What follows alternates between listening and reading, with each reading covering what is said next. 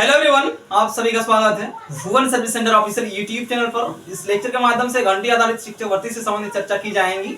जो भी एस्पिरेंट घंटी आधारित शिक्षक बनने जा रहे हैं झारखंड में, झारखंड सरकार की ओर से एवं स्कूली शिक्षा तथा साक्षरता विभाग की ओर से एक नोटिस जारी हुई थी। उस नोटिस के बेसिस पर आप सभी को वीडियो लेक्चर प्रोवाइड की गई थी पहले, और घंटी आधारित शिक्षक भर्ती से संबंधित सभी को प्लेलिस्ट अवेलेबल कराई गई है। वर्तमान समय पर यदि एस्पिरेंट घंटी आधारित शिक्षक बनने जा रहे हैं तो आप सभी को डॉक्यूमेंट तैयार कर लेने की आवश्यकता है। इस लेक्चर में आप सभी समझ लें। इसके बाद वाले लेक्चर में आप सभी को एप्लीकेशन फॉर्म दिया जाएगा, जिसके माध्यम से एप्लीकेशन फॉर्म को आप सभी भर के सबमिट करने के बाद एस्पिरेंट घंटी आधारित शिक्षक बन पाएंगे। चलिए, सबसे पहले आप सभी डॉक्यूमेंट से संबंधित इस लेक्चर में अच्छी तरह से समझ ले सभी एस्पिरेंट, और जिस तरह से आप सभी को डायरेक्शन दिया जाएगा उसी डायरेक्शन में एस्पिरेंट आगे की कदम को बढ़ाएं और उसी राह पर चलते हुए एस्पिरेंट घंटी आधारित शिक्षक बन पाएंगे। तो एस्पिरेंट सबसे पहले जान ले इसकी एलिजिबिलिटी क्या है, और भी विभिन्न लेक्चर में आप सभी को बताई गई है। लेकिन जितने भी न्यू एस्पिरेंट आए हैं उन सभी एस्पिरेंट को कहना यही चाहूंगा कि एस्पिरेंट चैनल को सब्सक्राइब करके बेल आइकन प्रेस करके रखेंगे, ताकि आगे आने वाली वीडियो की नोटिफिकेशन आप सभी तक पहुंच सके। क्योंकि जो भी आयोग के माध्यम से ऑफिशियल नोटिस जारी होती है उन सभी नोटिस से अवगत होने के लिए एस्पिरेंट को इसी चैनल में बने रहने की आवश्यकता होगी। तो घंटी आधारित शिक्षक बनने के लिए एस्पिरेंट एलिजिबिलिटी क्राइटेरिया को जान लें। सबसे पहले एस्पिरेंट की न्यूनतम उम्र सीमा 21 वर्ष होनी चाहिए।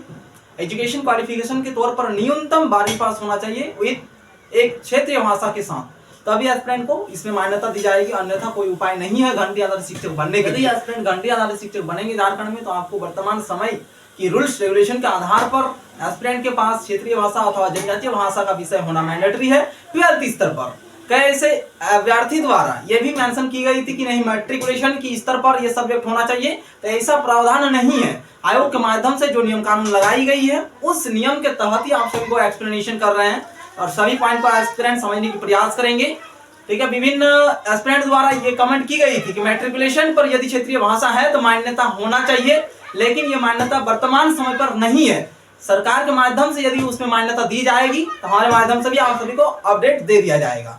ठीक है, यदि मैट्रिकुलेशन पर लागू होती है नियम तो आप सभी को अपडेट दिया जाएगा। लेकिन वर्तमान समय पर जो नोटिस जारी हुई है उस नोटिस के आधार पर एस्पिरेंट को इंटरमीडिएट लेवल पर क्षेत्रीय भाषा अथवा जनजातीय भाषा एक होना मैंडेटरी है, तभी एस्पिरेंट को इसमें एलिजिबल माना जाएगा। हायर क्वालिफिकेशन के रूप में एस्पिरेंट के पास पोस्ट ग्रेजुएशन साथ में शिक्षक प्रशिक्षण सर्टिफिकेट होना आवश्यक होगी। यदि एस्पिरेंट के पास है तो ठीक है, नहीं है तो न्यूनतम एजुकेशन क्वालिफिकेशन के रूप में इंटरमीडिएट है तो आप इसके लिए एलिजिबल हैं, आप अप्लाई कर सकते हैं। एज लिमिट में 21 ईयर होना आवश्यक है।